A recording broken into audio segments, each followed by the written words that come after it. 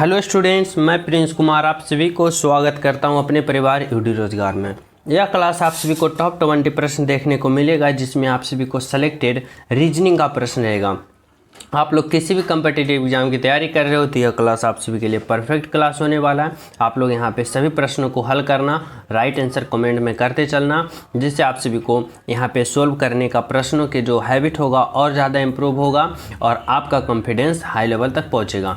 तो सभी विद्यार्थी यहाँ से पूर्ण रूप से फोकस करना, और जो यूपी पुलिस के कैंडिडेट है वो और 100% फोकस होना, क्योंकि सभी प्रश्न आप सभी के लिए सेलेक्टेड होने वाला है और आपका एग्ज़ाम बहुत जल्द ही कंडक्ट कराने वाला है। समझ रहे हो? तो यूपी पुलिस वाले सभी विद्यार्थी सभी प्रश्न ध्यान से सोल्व करना। चलो शुरू करते हैं। पहला प्रश्न समझना क्या कर रहा है।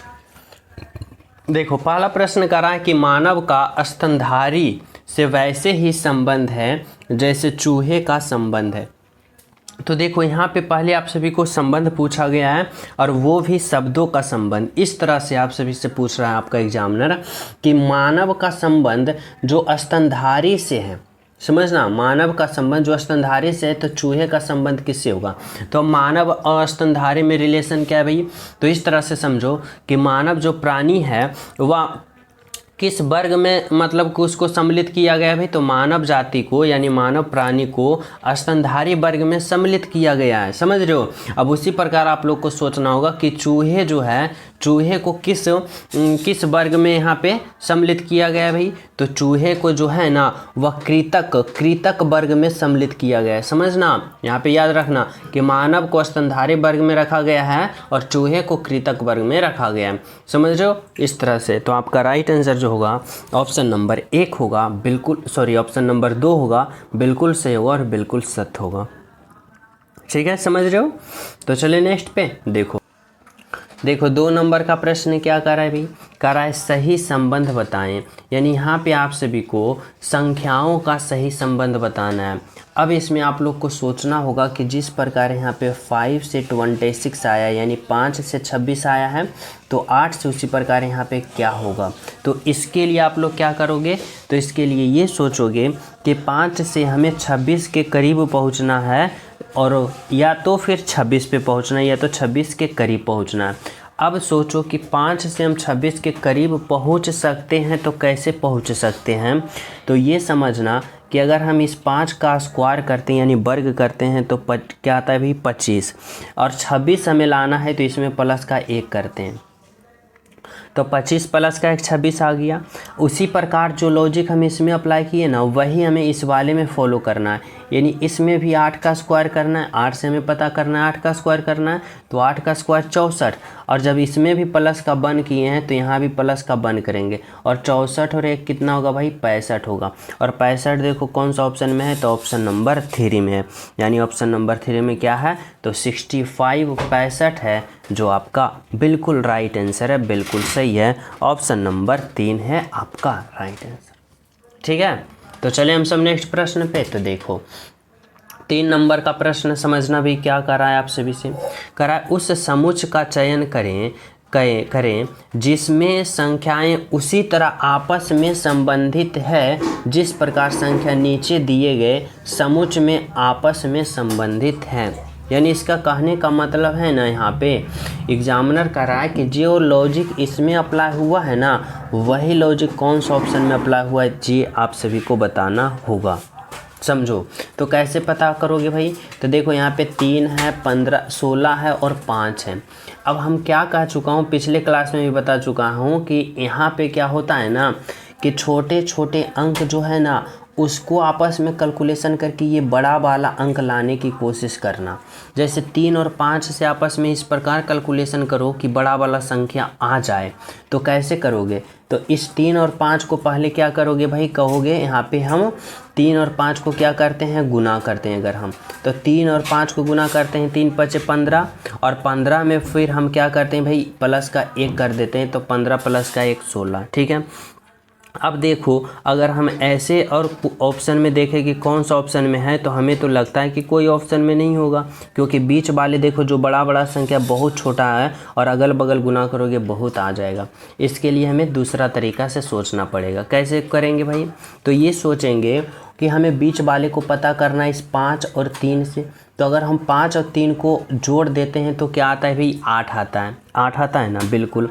अब इस 8 में अगर हम 2 को गुना करते हैं तो देखो हमें 16 प्राप्त हो रहा है। बोलोगे जी हो रहा है। अब ये लॉजिक फॉलो कर जाएगा, यानी क्या करना है, तो छोटे छोटे दो संख्या को गुना जोड़ दो और फिर 2 गुना कर दो, यानी पहले संख्या और तीसरी संख्या को आपस में जोड़ के 2 गुना करो, बीच वाला आ जाएगा। तो देखो अगर हम 9 और 11 को जोड़ेंगे 20, 20 में 2 गुना करेंगे 40, लेकिन 35 है, ये गलत हो गया। ऑप्शन 2 को देखो तो 9 है और 7 है, 9 और 7 कितना होगा, तो 9 और 7 कितना होता है 16, और 16 में 2 गुना करोगे 16 दूना 32। देखो ऑप्शन नंबर 2 फॉलो कर रहा है, यानी आपका राइट आंसर ऑप्शन नंबर 2 होगा।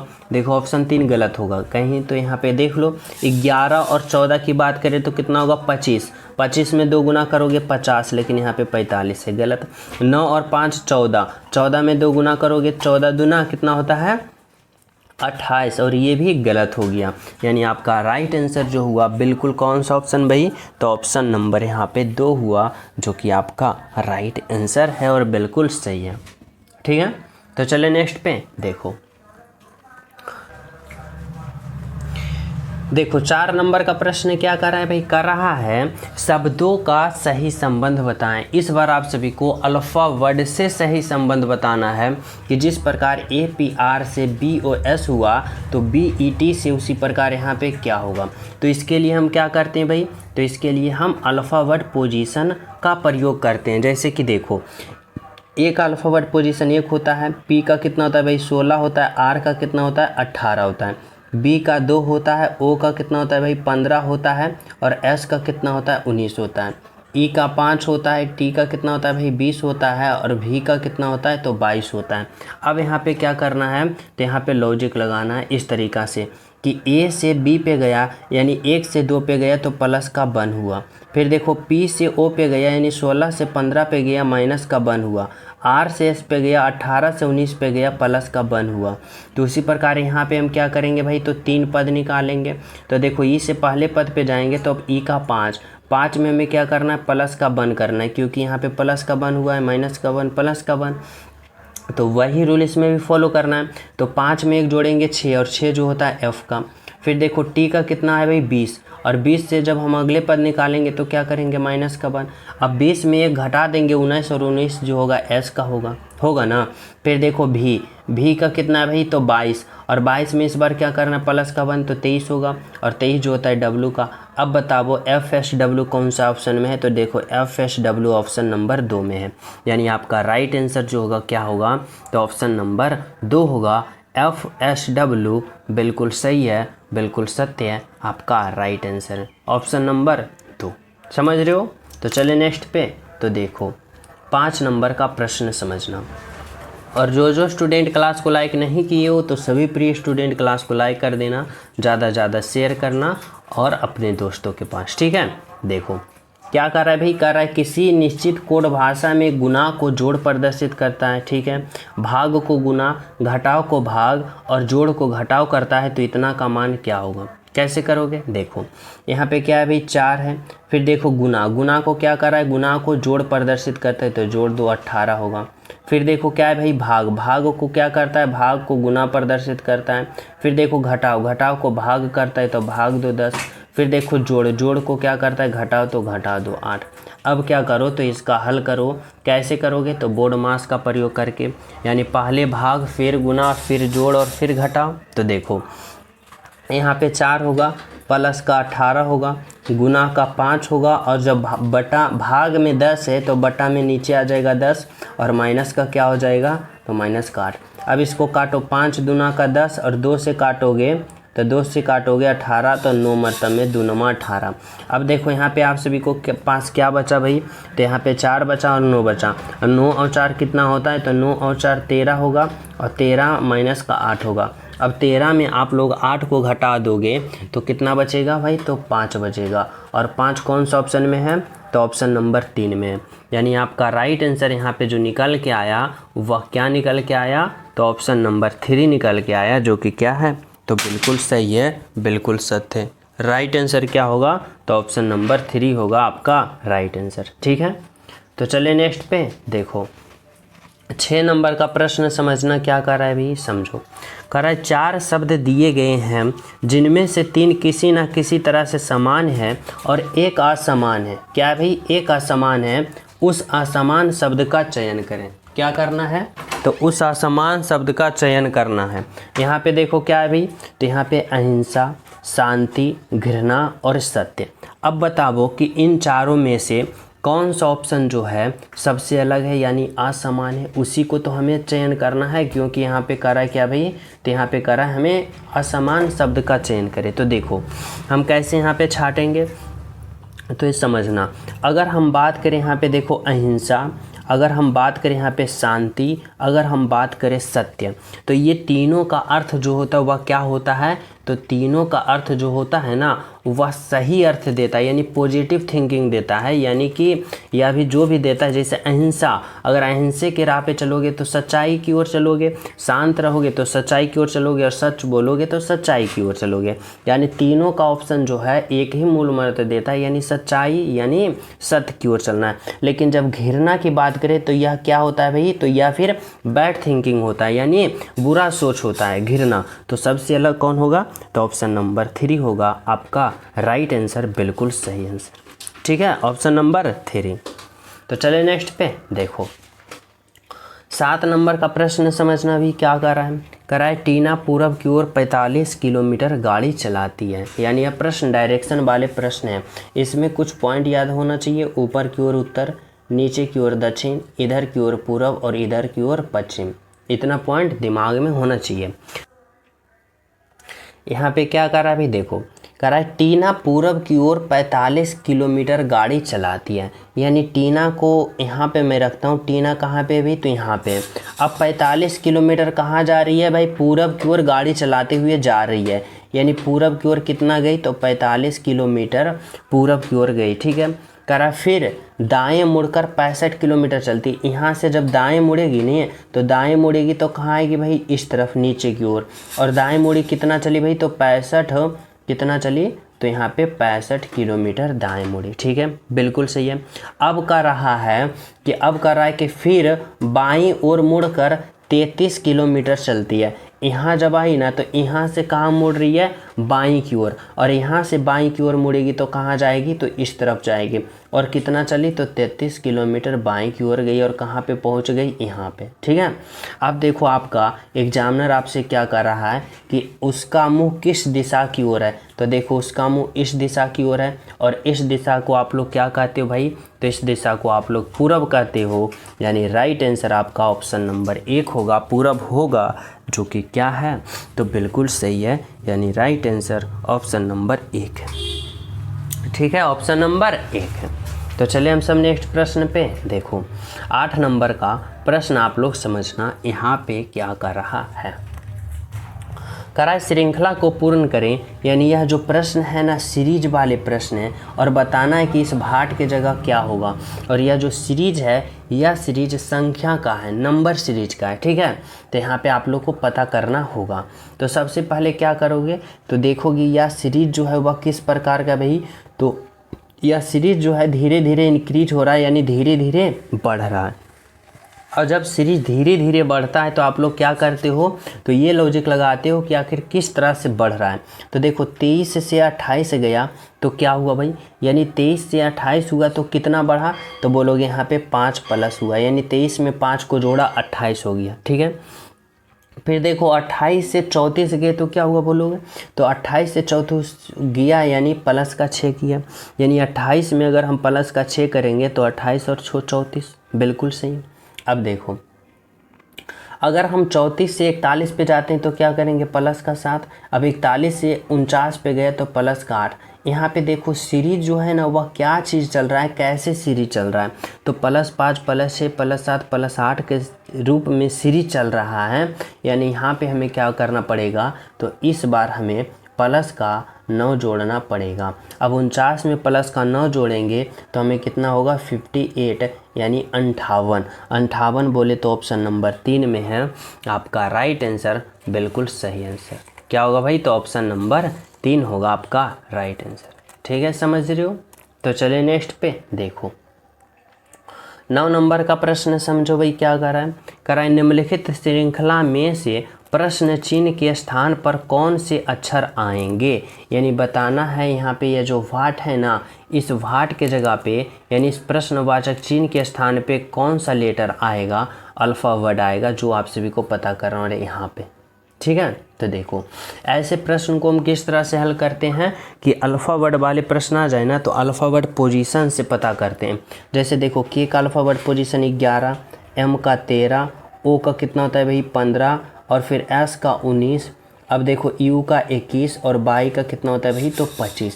अब यहाँ पे आप लोग क्या करो तो लॉजिक लगाओ। कैसे करोगे तो इस तरह से कि अगर हम के से एम पे चलते हैं यानी 11 से 13 पे तो क्या हो रहा है भाई प्लस का 2 हो रहा है।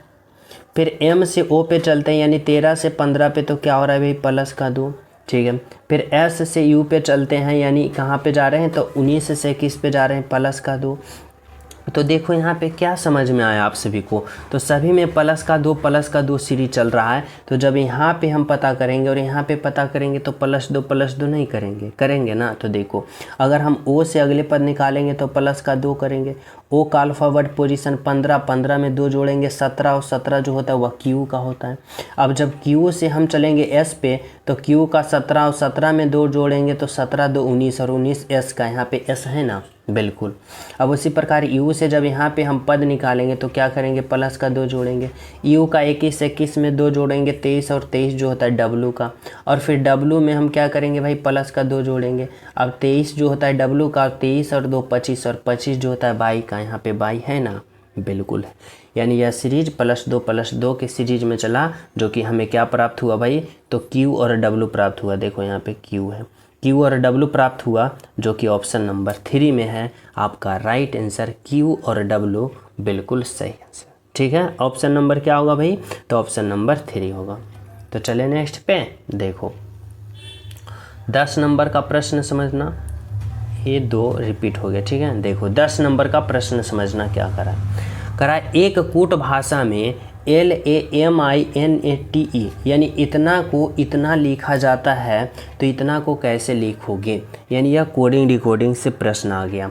यहाँ पे देखो हमसे क्या पूछ रहा है ना, पूछ रहा है इतना से इतना लिखा। तो देखो इसके लिए यहाँ पे क्या करेंगे भाई तो देखो क्या है तो यहाँ पे L है, A है, M है, फिर I है, फिर N है, फिर A है, फिर T है और फिर क्या है भाई E है।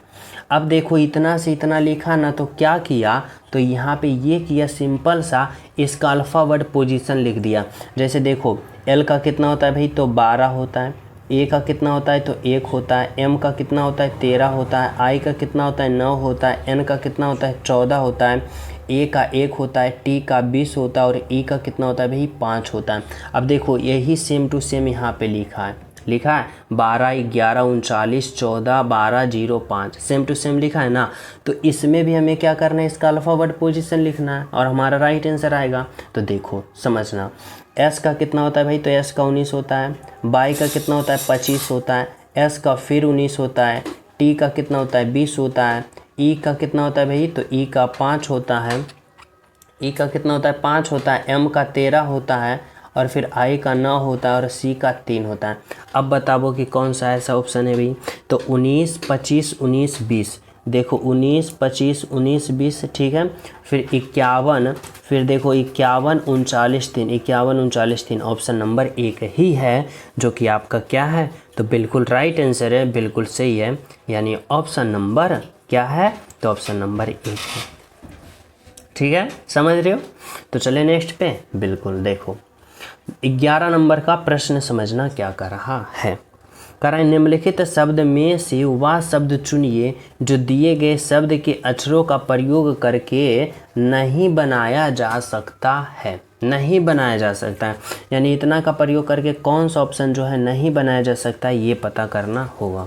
ठीक है, तो देखो हमें ऑप्शन नंबर 1 से चेक करना पड़ेगा क्या है तो CATION। देखो CATION यानी ऑप्शन नंबर 1 जो हो रहा है वह क्या हो रहा है भाई तो ऑप्शन नंबर 1 बन रहा है। ऑप्शन नंबर 2 देखो SITE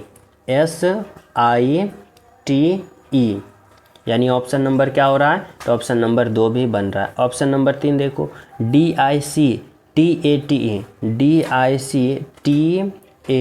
फिर ई। देखो इसमें हम बात करें ना तो एक टी और एक टी यानी 2 टी का प्रयोग किया है, और यहाँ पे ओनली वन एक टी का प्रयोग किया है, यानी एक टी है ही नहीं। और कौन सा ऑप्शन नहीं बन सकता है, तो ऑप्शन नंबर 3 नहीं बन सकता, और यही आपका राइट आंसर होगा।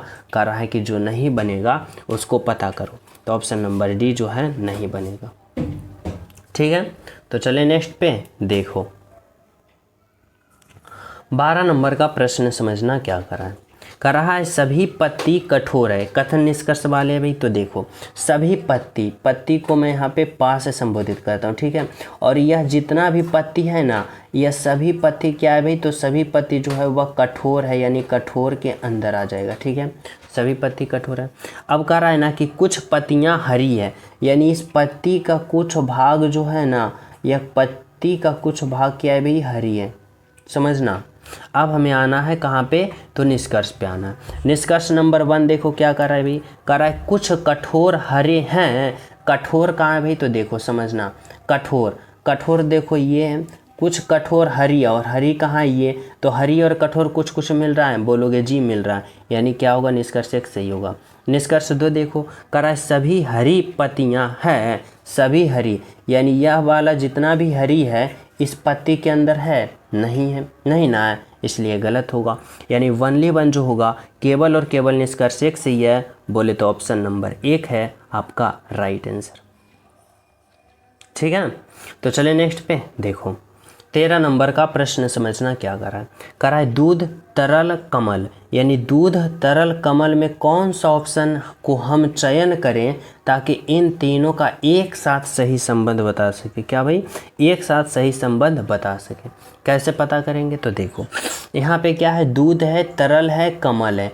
अगर मैं तरल के लिए एक गोला बनाता हूँ, समझना, तरल के लिए मैं क्या किया भाई, तो एक गोला बनाया।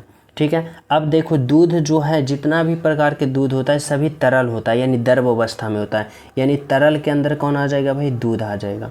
लेकिन कमल की बात करें तो कमल सबसे अलग होगा, ना कमल तरल से रिलेशन रखता है ना दूध से रखता है। अब देखो कौन सा ऐसा ऑप्शन है, तो ऑप्शन नंबर 1 है, यानी आपका राइट आंसर यहाँ पे जो निकल के आया, क्या आया, तो ऑप्शन नंबर 1 आया, जो कि बिल्कुल सही।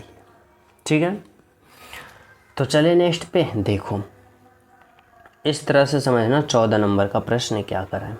कह रहा है नीचे दिए गए शब्द को सार्थक क्रम में व्यवस्थित करें, यानी सार्थक क्रम में व्यवस्थित करने का मतलब है ना कि यहाँ पे देखो क्या है, दीवार है, मिट्टी है, कमरा है, ईंट है, घर है, यानी बताना होगा कि कौन सा ऑप्शन पहले होगा, उसके बाद और फाइनल अंत में कौन होगा, ये पता करना होगा। कैसे करोगे, तो समझो। यहाँ पे देखेंगे हम सबसे पहले क्या होगा भाई, तो देखो सबसे पहले क्या होना चाहिए, तो मिट्टी होना चाहिए, यानी 2 नंबर। मिट्टी होगा तो उससे फिर क्या बनता है भाई, तो ईंट बनता है, यानी 4 नंबर। ईंट बनने के बाद फिर क्या बनता है भाई, तो ईंट बनने के बाद फिर दीवार बनता है, यानी 1 नंबर। दीवार बनने के बाद फिर क्या बनता है भाई, कमरा बनता है, यानी 3 नंबर। और कमरा बनने के बाद अंत में क्या बन जाता है, फाइनल घर बन जाता है, यानी 5 नंबर। अब कौन सा ऑप्शन ऐसा दिख रहा है भाई, तो 2 4 1 3 5, 2 4 1 3 5, देखो ऑप्शन नंबर सी बन रहा है, यानी आपका राइट आंसर जो होगा वह क्या होगा, तो ऑप्शन नंबर 3 होगा, जो कि ऑप्शन नंबर सी होगा, जो कि आपका राइट आंसर। ठीक है, तो चलिए नेक्स्ट पे देखो। 15 नंबर का प्रश्न समझना, बहुत ही इंपॉर्टेंट प्रश्न है और लाजवाब है। कह रहा है लुप्त संख्या ज्ञात करें, मिसिंग नंबर बताना है, इस वाट के जगह क्या होगा आखिर। कैसे पता करोगे, तो यहाँ पे ये सोचना है कि ऐसे वाले प्रश्न में या तो आप लोग इस तरह से चलो, किस तरह से चलो, इस तरह से चलो, या तो फिर इस तरह से चलो। ठीक है, और यहाँ पे राइट आंसर पता करो। तो देखो इसमें हम किस तरह से सोच सकते हैं, तो इसमें हम बहुत तरीक़ा से सोच सकते हैं। कैसे भाई, तो देखो अगर हम इस तरह से सोचते हैं कि 5 को और 6 को और 5 को 3 को आपस में यहाँ पे हल करके हमें 10 लाएँ, यहाँ पे 25 लाएँ, यहाँ पे 9 लाएँ, तो यहाँ वाला हमारा राइट आंसर मिल जाएगा ना, बिल्कुल मिल जाएगा। कैसे सोचेंगे, तो देखो हमें यहाँ पे 6 से 5 से 3 से 10 लाना है, तो कैसे सोचेंगे, किस तरह से कर सकते हैं। या तो फिर आप लोग इस तरह से भी सोच सकते हो कि 10 से 3 से 5 से हम क्या करें कि हमें 6 आ जाए, यहाँ पे 18 आ जाए, यहाँ पे 15 आ जाए। आप लोग जिस तरह से सोच सकते हो उस तरह से सोचो। तो देखो या तो आप लोग ऊपर से नीचे चलो या नीचे से ऊपर चलो। चलो मैं क्या करता हूँ, इससे चलता हूँ। तो देखो अगर हमें यहाँ पे 6 लाना है तो क्या करेंगे। अब 6 लाना है तो 5 को 10 को 5 को 3 को 10 को आपस में कैसे करें। तो देखो इस तरह से हमें करना होगा कि अगर हम इस 10 को और 3 को आपस में गुना करते हैं, समझना 10 और 3 को गुना करते हैं तो 10 तिया का 30 आया। अब 30 आया ना, यहाँ पे हमें कितना प्राप्त हुआ, 30 प्राप्त हुआ। अब 30 को हम इस 5 से क्या करते हैं भाई, तो 30 को इस 5 से हम भाग दे देते हैं। तो देखो हमें 6 प्राप्त हो रहा है, 5 6 का 30 आ गया, यानी 6 आ रहा है। अब उसी प्रकार से 27 और 2 को गुना करते हैं तो 27 दूना का 54, कितना आया, 54 आया। ये 54 आया यानी 54 आया। अब इस 54 में इस 3 को क्या करते हैं भाई, तो भाग दे देते हैं। अब देखो 54 में 3 से भाग देंगे, कितना आएगा, 18। 18 तिया का 54 यानी कितना आएगा, तो 18 आया ना। अब उसी प्रकार जब हम यहाँ पे क्या करेंगे तो इस 5 और 9 को गुना करेंगे। अब 5 और 9 को गुना करेंगे तो 5 9 का 45 आया।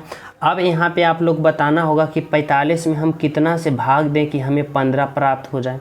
तो बोलोगे 45 में आप 3 से भाग दो, तो 3 से भाग देंगे तो 3 से भाग देंगे तो 15 मरतब में कट जाएगा, यानी 15 तिया का 45। यानी यहाँ पे जो हमें आया वह कौन संख्या आया भाई, तो 3 आया।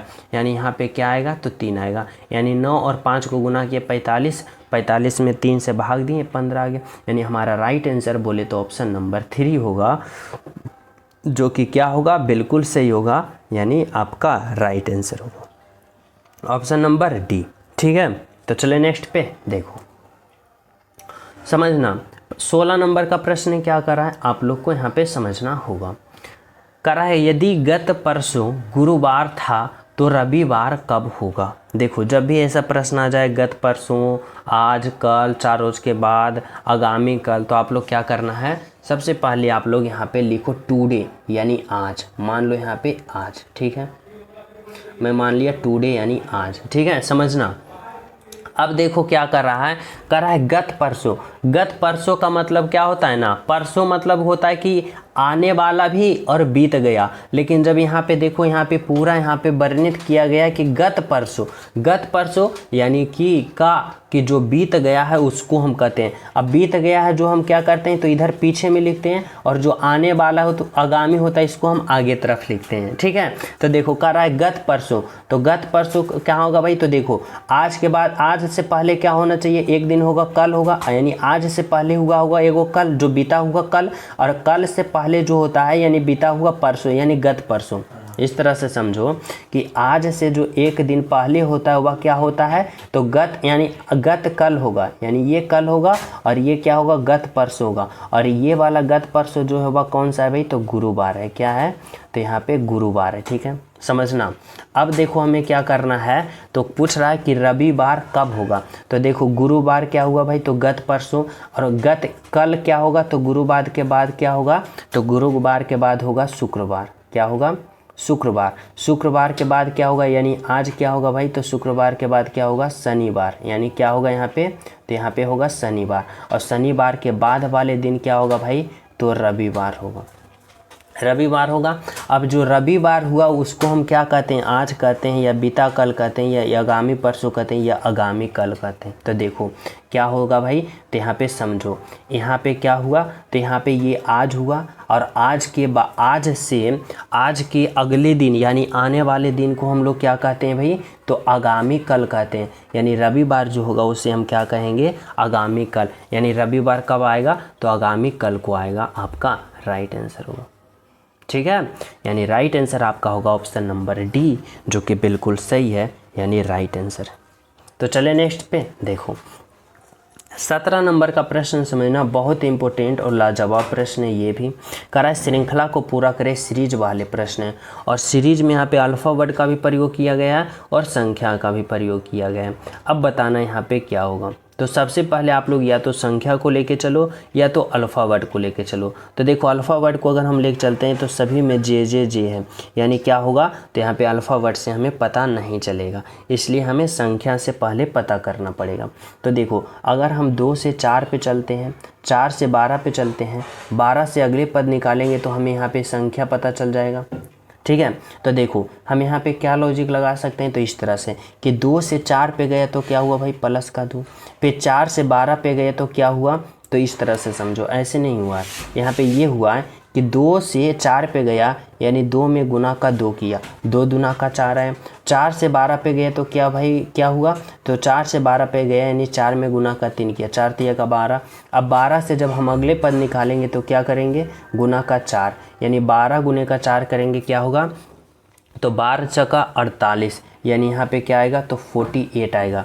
48 आया। अब 48 देखो कौन सा ऑप्शन में है, तो वनली वन ऑप्शन नंबर 1 में है, तो आपका right answer only one option number 1 होगा। एग्जाम में आप लोग इस तरह से करोगे और अगले पद पे चल जाओगे, यानी अगले प्रश्न पे चल जाओगे। लेकिन यहाँ पे मैं आप सभी को पूरा बताता हूँ। जैसे देखो अब यहाँ पे 48 आ गया, अब उसके बाद आप लोग क्या करोगे, तो अल्फ़ावर्ड वाले पे आओगे। अब अल्फ़ावर्ड वाले पे आने के लिए आप लोग क्या करते हो, तो पहले इसका अल्फ़ावर्ड पोजीशन लिखते हो। जैसे ए का अल्फ़ावर्ड पोजीशन 1 होता है, डी का 4 होता है और जे का 7 होता है ना। अब देखो ए से डी पे जा रहे हो, यानी 1 से 4 पे जा रहे हो, क्या कर रहे हो भाई, प्लस का 3 कर रहे हो। अब 4 से 7 पे जा रहे हो, यहाँ भी प्लस का 3 कर रहे हो। अब 7 से अगले पद निकालोगे तो प्लस का यहाँ भी 3 करोगे, और 7 और 3 कितना होता है, 10, और 10 जो होता है अल्फ़ावर्ड पोजीशन जे का, तो यहाँ पे जे होगा। ठीक है, अब उसी प्रकार क्या करोगे, तो उसी प्रकार यहाँ पे जाओगे। 11 से 13 पे गए हो तो क्या किए हो, तो प्लस का 2।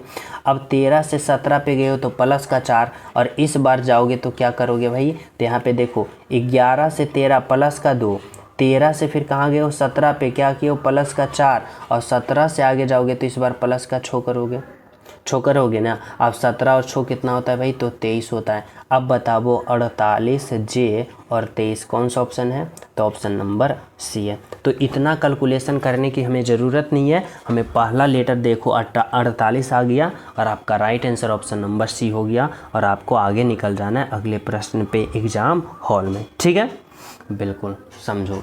अगला प्रश्न क्या करा, 18 नंबर का करा, लड़के की एक पंक्ति में शिवम पंक्ति के दोनों छोर से 20वें स्थान पर है, तो पंक्ति में कुल कितने लड़के हैं। देखो ये एक पंक्ति में बैठा हुआ है, यानी एक पंक्ति में शिवम बैठा है। ठीक है, यानी लड़कों की एक पंक्ति है, उसमें शिवम जो करा है ना, कि करा है दोनों छोर से 20वें स्थान पे, यानी इधर से भी आप लोग 2 छोर है, यानी इस छोर से है और इस छोर से है। अब इधर से भी अगर जाओगे तो यहाँ पे शिवम आता है तो 20वें नंबर पे होता है, और इधर से भी जाओगे तो शिवम यहाँ पे आता है तो 20वें नंबर पे आता है। अब टोटल बताओ कि इसमें टोटल स्टूडेंट की संख्या कितना है, तो बोलोगे कि 20 इधर 20 इधर 40 स्टूडेंट है, और लगा दोगे ऑप्शन नंबर 1, तो गलत हो जाएगा।